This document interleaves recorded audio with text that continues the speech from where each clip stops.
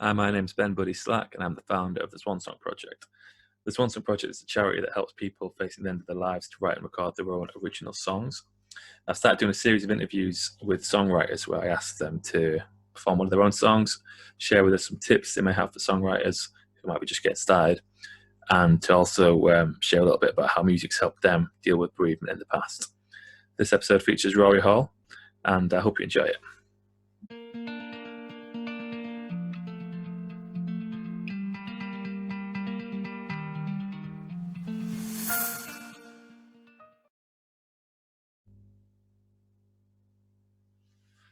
Okay, today I'm here with Rory Holl. Rory's an old friend of mine, a good songwriter. He's going to play us a song now, and we're going to have a bit of a chat about it. Do you want to introduce your song, Rory, and then take it away? I'm going to put you on the full screen for when you're doing the song. Here we go. Okay. Hi, my name's Rory, and as Ben says, I'm a songwriter of a kind. This is a song called Good Day off my last EP. So I shall play that for you now.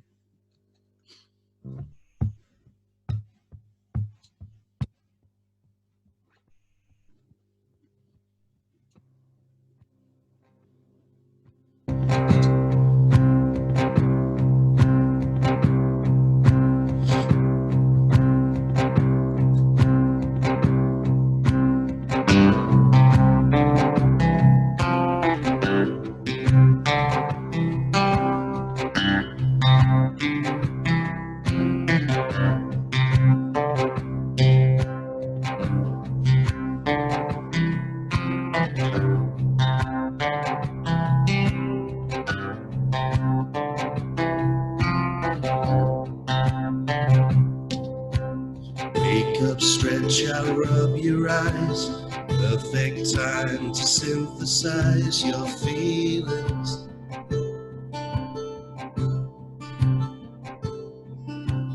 Water pours upon your head. Almost forget all the dread increasing.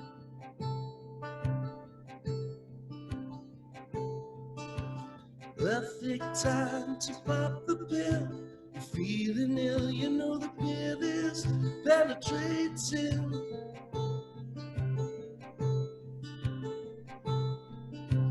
Just like you to lose the screw, the pain it sticks like glue, excruciating.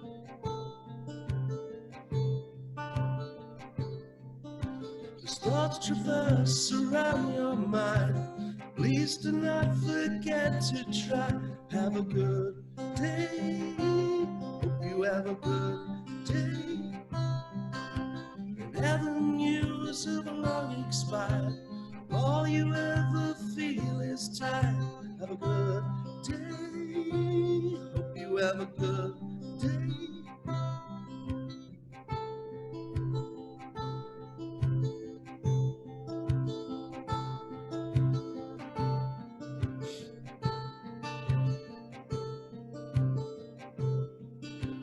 Can you understand the facts? What you're shown, well, you just don't believe it.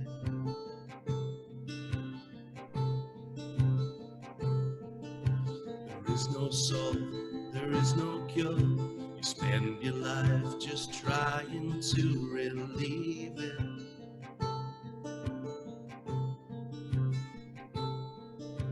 And if they all had their way, we would all just fade away in silence.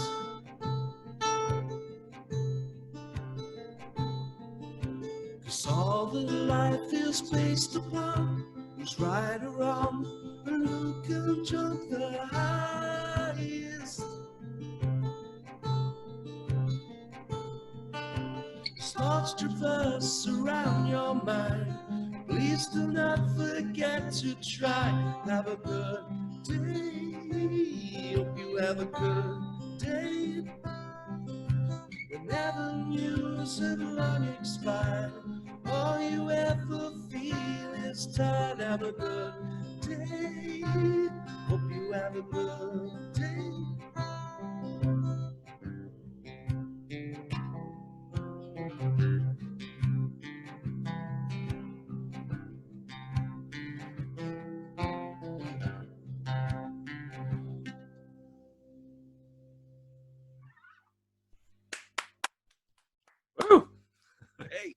Hey, I've got nice a one. morning voice, definitely. Beautiful. Beautiful stuff. Excellent. Yeah, nice one, Rory. Thanks for that. All right. So what can you tell us about writing that one? Oh, yeah, just one sec. It's all right. Got a bit of buzz from the... that song's basically... it's about mental health and stuff like that. It's kind of people's words sort of not meaning out when you're feeling a certain way out. And you know, kind of like words not being able to change out or how you're feeling and that kind of thing. Bit morbid, I guess, but it's just one that I felt I needed to get out on paper and onto a disc. Yeah. When did you write that one? Is that a fairly recent one, or is it? It was released January last year, and I'd had it written for. Well, funnily enough, the pattern, the fingerpick pattern in the verse and chorus, I've had since about 2012, but it was part of it was part of like a long, like prog song which had different parts, and then I just thought, no, I'll just make a simple song out of it. Yeah. You know. Nice bit of recycling. yeah. So I finally put that to use because I had the big intro and the outro bit. I thought, oh, what can I put in between that? So I just thought I'll put that in, and then it one of the rare times I actually write lyrics before I actually had the lyrics written as more of a poem before, which is quite rare. I usually have the music first. Your music first, guy. Yeah. So then you had the guitar part from what you'd written previously, and then you had the lyrics written separately, and you managed to put them together. So you wrote the lyrics without any tune involved in your head. That's it. Yeah, maybe a couple of words changed to fit the rhythm of the song, but it sort of came together quite organically. That, which is strange for me because I usually tear my hair out over songs for a period of months, so that one came together quite quickly. Nice. Apart from it being from 2012. Quite quickly, all things considered, once the pieces came together. That's it. Yeah, once everything, it was quite a quick process in like getting the song finished and ready to record. That's good. Yeah, it's interesting how sometimes you get bits like that where like, so did the other song, what the guitar part was for, was that one that you'd finished and you were happy with, or was it one that you just kind of like had and you weren't like, did it feel right in the other version or not? No, well, it was something that I'd had it, and then the other section, I made sure the other section like went into a different key so it could lead to that, and I just thought it were an instrumental section. I just thought, no, I think it'd be better with some words over it as well. So I'm glad I ended up using it for that song instead of just a sort of throwaway little section in a long prog song. yeah, put it to better use. Good stuff. And you say the lyrics was talking about so I'm guessing when people are in a state of depression and words not getting through, is that what the theme of it is about? Yeah, so it's kind of the verse is kind of experiences when you're feeling that way out, and the chorus is like everyone's sort of going, just try and try and lighten up and try and do this, and so it's a bit sort of, I don't know, I guess I'm kind of having a go at a little bit, but not. Well, I think of it more as kind of like raising awareness of that, isn't it? Because if people haven't experienced what it's like to be depressed, then not realizing what the song's trying to say of that. So I've been there myself, and words just don't get through at all. And it's like it's not simple as that. So and because people, people are generally meaning well when they say those things, but it's just if you've not been there, you don't understand. It's harder to understand, I guess. That's it. What it's like. So hopefully it makes people think about that in a different way, perhaps. There's some quite happy songs on that album as well, I promise. But It's my personal favourite off the EP because it's so close to the bone. Yeah. You know, I've got songs about jackets and getting pissed and things like that on there as Got well. it. But Get a mix.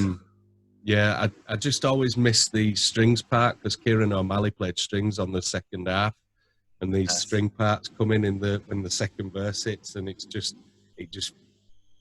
I mean, he's an incredible player, and it just adds so much to the song. I always miss that. I always expect to come in when start the second verse. Yeah. Nice. And what EP is that from, you say? That's off Planets and Jackets. That was my last one I released. Cool. So people can check that out on your website. Yeah, it's Bandcamp I'm mainly using now. Good stuff. Cool, so let's move into section 2. So I asked you for a songwriting tip that you might give to people just getting started with writing songs.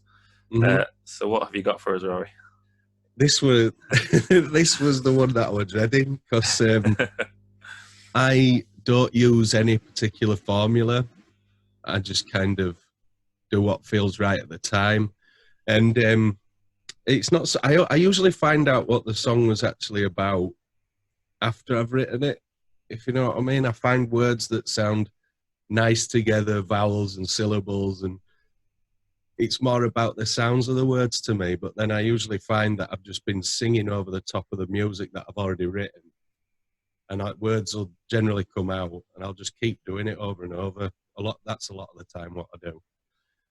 And you find that I usually, it sounds pretty deep, you usually find that your subconscious will start reeling out little sentences, and then that's what I find anyway sometimes. And I'm listening back and I'm like, oh yeah, that's about that. And that's about that. Oh man, I'm turning into Paul McCartney. I had this dream, right, about a submarine. But no, so you just freely improvise over your music and see what comes out. Is that? Sometimes I don't. A lot. Sometimes I can be just writing a poem or something about, and then it'll turn into a song. But a lot of my earlier stuff and some stuff I've been doing recently, I've sort of gone back to that kind of just real words out over the. I've record the music first, because I've got these chords together, or this arrangement, or even just a beat and a riff. And just sort of like, just on loop, basically, recording on loop, and just pick out little phrases or things like that. And then sometimes, because I have no set way of doing it. But I think it should just always, you should never write for other people. As in, I don't mean that as in not write a song about other people. Don't sort of like, oh, I don't want to write that because that might not appeal to a certain group or certain person. I think it always should be just, I've been accused of being a bit self-indulgent and things like that with lyrics and songs, but it's always going to be slightly self-indulgent because you wrote it. Yeah. And that's, I guess, like writing something what's meaningful to you is what's important, because that's what's going to be important to, what's likely to be more meaningful for other people, I imagine, is that rather than writing for whatever you imagine an audience wants to hear, writing something which is actually meaningful. Yeah. I know. That's what I imagine is most likely to work, isn't it?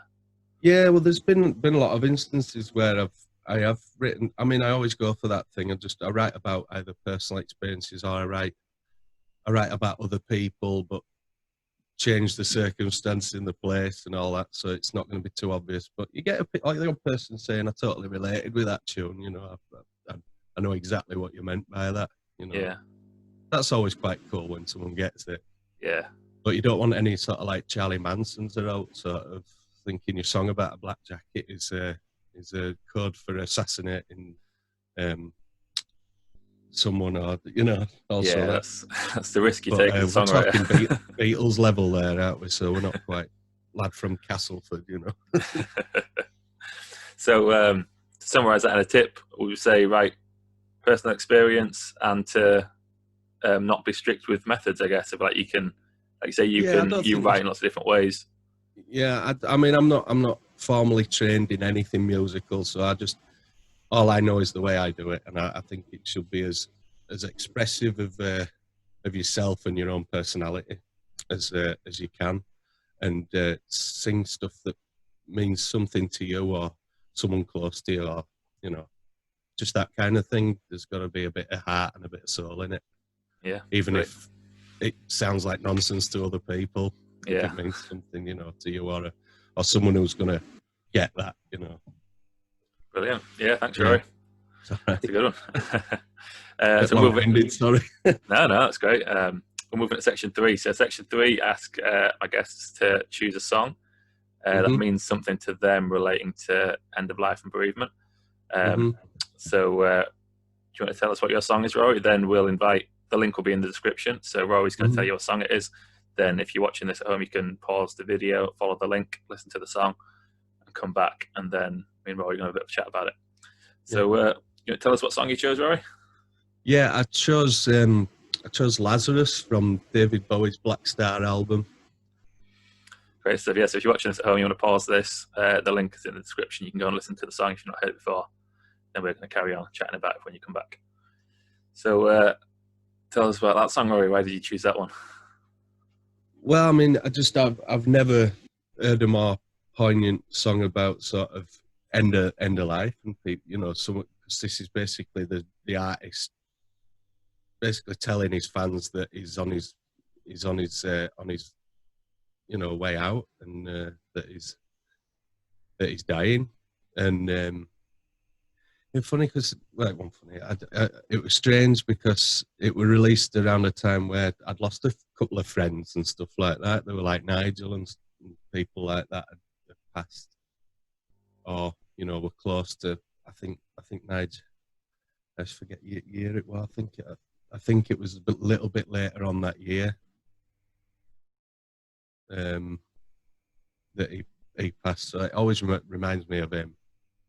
And I just think it's so haunting that, like, this massive influential pop stars sending you all a sort of a note to say, right, this is my last kind of hurrah kind of thing. I just always find that quite. I always, even just thinking about it, gets the older hairs on the arms stood up. Yeah. And I just think it's a beautiful song, just so simple, and it's just amazing. The whole album. But that song in particular. Yeah, it's a very powerful piece, isn't it? Very. I remember that album and Leonard Cohen's last album. You Want It Darker. The last album he released when he was still alive. So there's been another Cohen one since, hasn't there? But they weren't too far apart, I don't think. I remember that was around the time I was like thinking about starting Swan Song, and it felt like both of these two icons had kind of just done their Swan Songs. I remember that feeling like a real kind of encouragement for me to do it, and that like hearing everyone was reacted to this idea of artists leaving, like who both knew that they didn't have long left and wanted to leave, to do a final thing. And I remember just thinking how brave and kind of admirable it was to take that in their strata, to know that's what they were doing and address it in such a powerful way. Yeah. It is I haven't heard much of that Leonard Cohen album. I need to have a listen properly to that. Yeah, You Want It Darker is amazing. It's got to be in a certain mindset, I guess. yeah. There's it's a powerful album. It's beautiful stuff on it. Great stuff. Yeah, well, thanks, Rory. Thanks for joining me. No, thanks, Ben. Nice talking to you. Nice to see you. Yeah, always nice to see you. If you're watching this, hope you've enjoyed it, and check out Rory's links. Follow him on the social medias and all that stuff. And I'll be back soon with another episode. Cool. Thanks a lot. Cheers, Ben.